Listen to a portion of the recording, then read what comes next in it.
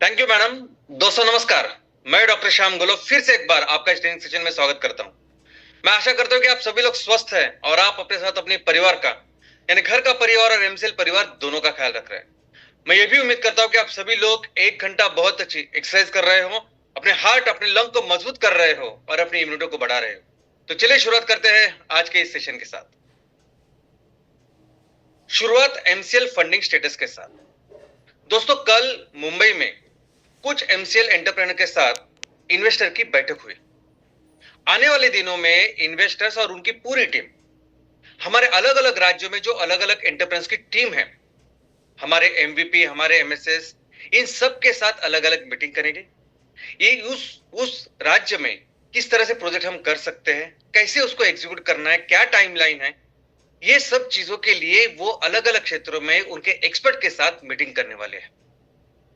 दोस्तों ये बहुत जरूरी है कि हम इस फंडिंग के साथ साथ एक व्यवस्था का भी निर्माण करें, क्योंकि अभी तक जो सफर हमने तय किया है, अगर इस सफर में हम देखें तो हमने हमेशा जो जिस शिद्दत के साथ इस विजन मिशन को बढ़ाया है, इस परिवार को बढ़ाया, बहुत डेडिकेटेडली, पैशनेटली हर एक व्यक्ति इस पे काम करता है।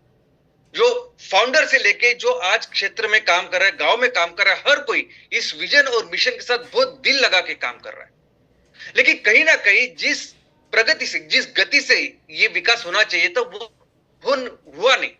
उसका प्रमुख कारण है कि ये सब काम करने के लिए जो व्यवस्था चाहिए, वो व्यवस्था का कहीं ना कहीं हमें निर्माण करना होगा। दूसरी चीज है कि मैं हमेशा सोचा कि हर कोई जो चीज है वो पढ़ के, वो करके सीखते हैं, लर्निंग बाय डूइंग। लेकिन बहुत बार ये करने में हमें हमारा वक्त भी बहुत लगता है और दूसरा पैसे भी ज्यादा हो सकते हैं। तो भी एक तो बात है कि हर कोई भी चीज हम करें तो उसमें होंगे प्रोफेशनल्स, उसमें होने चाहिए एक्सपर्ट्स कि जो उस चीज को सही तरह से एग्जीक्यूट करें। तो जब अब हम इस फंडिंग पार्टनर के साथ हम आगे बढ़ रहे हैं, तो दोस्तों ये जो फंडिंग इंस्टीट्यूशन है, ये जो फंडिंग पार्टनर है, वो बेसिकली फंडिंग के साथ, फाइनेंस के साथ उस सब व्यवस्था को भी अपने साथ लेके आ रहे। ये व्यवस्था होना बहुत जरूरी है, ये स्ट्रक्चर होना बहुत जरूरी है। आने वाले दिनों में ये लोग इस फाइनेंस के साथ साथ इनफैक्ट इनके इन हाउस भी अगर आप देखेंगे तो पूरा आर्टिफिशियल इंटेलिजेंस एग्रीकल्चर में, यानी हम जहां जिस जमीन से कुछ खेती करेंगे वहां से लेके उसके कंज्यूमर तक, कस्टमर तक, पूरी जो सिस्टम है, पूरा जो वैल्यू चेन है, उसके लिए जो जो स्ट्रक्चर लगना है, उसके लिए जो व्यवस्था लगनी है, बैक सपोर्ट लगना है, वो सब व्यवस्था का निर्माण ऑलरेडी इन प्लेस है। इसके लिए इंश्योरेंस हो या पेमेंट गेटवे हो या आपको कौन सी जमीन में क्या करना चाहिए, इसके लिए जो छोटी छोटी चीजें, ये छोटी छोटी टेस्ट करनी है, वो सब कुछ चीजें इसमें होने वाली है। इनफैक्ट एडमिनिस्ट्रेशन भी अगर आप देखोगे तो एडमिनिस्ट्रेशन में एक बहुत बड़ा बदलाव आने वाले दिनों में आप देखोगे। ऑफिस में बहुत बड़ा बदलाव आप आने वाले दिनों में देखोगे। और ये जो इंस्टीट्यूशन है, ऐसे समझिए कि वो हम जिस मिशन और विजन के साथ काम कर रहे हैं वैसे ही विजन और मिशन लेके वो चल रहे हैं। इनफैक्ट जब भी हम, यानी एमसीएल के जो प्रमुख व्यक्ति है और खुद इन्वेस्टर जो उनके ओनर है, जो प्रमुख व्यक्ति है, जब हम बात करते तो हमने डिसाइड किया कि हमें ये प्रोजेक्ट्स करने हैं, कितने एमकोल, कितने एमसीएनजी प्रोजेक्ट्स करने हैं, किस तरह से हमें एमवीपी और एमपीओ के लेवल पे भी बिजनेस का निर्माण करना है, जो मैं हमेशा हर शुक्रवार यहाँ बताता रहता हूँ। और हमने ये भी तय किया है कि हमें आने वाले दिनों में किस डालनी है या आई मीन उपयोग करना है उसका। लेकिन ये सब होने के बाद जब हम संस्थापक जब बात करते हैं या इसको आगे लेके जाने के लिए पूरा प्लान बनाते हैं, उसको एग्जीक्यूट करने के लिए फिर से एक सिस्टम होती है। वो लीगल सिस्टम हो सकती है, कंप्लायंस सिस्टम होती है, तो थोड़ा सा उसको जो वक्त लगता है वो हो।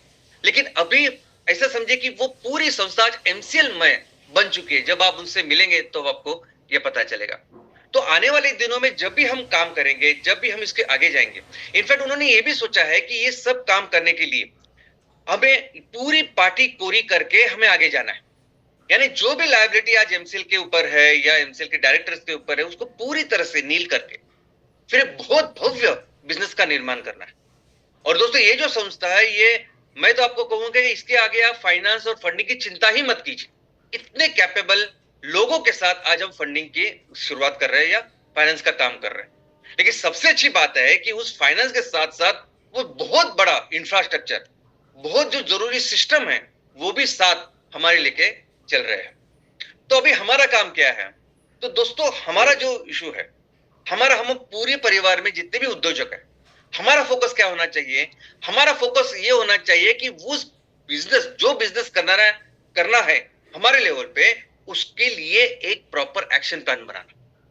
कौन सा बिजनेस तैयार करना है वो डिसाइड करना। एक बार हमने बिजनेस के लिए एक्शन प्लान तैयार किया, कौन सा बिजनेस आइडियाज हमने तैयार की, तो उसके बाद उसको एग्जीक्यूट करने के लिए फिर एक्सपर्ट्स, उसको एग्जीक्यूट करने के लिए फिर फाइनेंस है।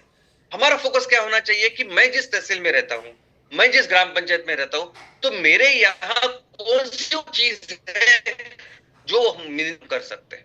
पूरे बिजनेस सेक्टर में वो उस व्यवस्था में कौन से वो गैप है जो हम फील कर सकते हैं, कौन से वो प्रोडक्ट है जो हम अपने लेवल पे तैयार कर सकते हैं, हमारे यहाँ के लोकल बाजार में, मार्केट में बेच सकते हैं, बाजू के तहसील में बेच सकते हैं, या शायद नेशनल लेवल पे, इंटरनेशनल लेवल पे तैयार कर सकते हैं। तो ऐसी चीजों में काम करना कि हमारे यहाँ एग्रो क्लाइमेटिक कंडीशन क्या है, हमारे यहाँ किसान क्या क्या उगा सकते हैं, हमारे यहाँ जियोलॉजिकल कंडीशन कैसी है, हमारे यहाँ लोगों के पास स्किल कौन से है, और इन सबका उपयोग करके क्या बिजनेस हम तैयार कर सकते हैं, यही हमारा सबसे महत्वपूर्ण काम है।